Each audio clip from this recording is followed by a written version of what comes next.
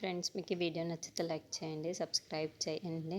రుద్రాని అడిగినట్టుగానే కావ్య 20 లక్షల చెక్కుని రాసి రుద్రాని ఇస్తూ ఉంటుంది. అది చూడగానే అక్కడున్న రుద్రాని చాలా సంతోషిస్తూ ఉంటుంది. ఇంతలో కనకం అక్కడికి వస్తూ ఉంటుంది. అమ్మ స్వప్న అని చెప్పేసి స్వప్న దగ్గరికి వెళ్ళి, నువ్వు కడుపుతో ఉన్నవాడిని శ్రీమంతం చేయబోతున్నారా వీళ్ళు అని చెప్పేసి అడుగుతూ ఉంటుంది. ఆ మాటలు వినగానే అక్కడున్న అపర్ణదేవి అయితే, అవును, మా కావ్యనే ఇక్కడ శ్రీమంతం చేయబోతుంది, చాలా ఘనంగా చేయబోతుంది అని చెప్పేసి అంటుంది. ఆ మాట వినగానే అక్కడున్న బామ్మగారు, అవును, మా ఇంట్లోనే ఈ శ్రీమంతాన్ని జరుపుతున్నాం అని చెప్పేసి అంటూ ఉంటారు. ఆ మాటలు వినగానే అక్కడున్న కనకమ్మ అలా ఎలా చేయగలుగుతారు? పుట్టింట్లోనే కదా శ్రీమంతం చేసి మాకు సాంప్రదాయాలు ఉన్నాయి, మాకు నచ్చినట్లుగా మేము చేస్తాము అని చెప్పేసి అంటుంది.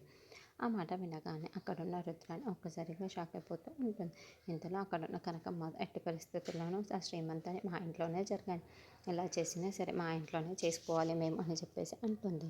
ఇంతలో అక్కడున్న అపర్ణాదేవి బామ్మగారు అయితే, అవునా, మీకు నచ్చినట్లుగానే చేయాలని సార్, అయితే మీరు నచ్చినట్లుగానే మీ ఇంట్లోనే మీకు తగినట్టుగా మీరు చేసుకోండి అయితే అని చెప్పేసి అంటూ ఉంటారు. ఆ మాట వినగానే అక్కడున్న రుద్రాని, రాహుల్, స్వప్న వాళ్ళందరూ అయితే ఒక్కసారిగా షాక్ అయిపోతూ ఉంటారు.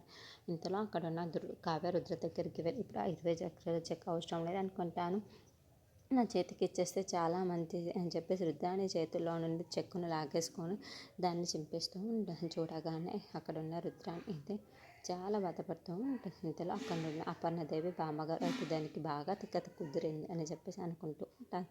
ఇంతలో అక్కడున్న రాజు అయితే చాలా సంతోషిస్తూ ఉంటుంది. చాలా కోపంగా రుద్రాని కావ్యని చూస్తూ ఉంటుంది.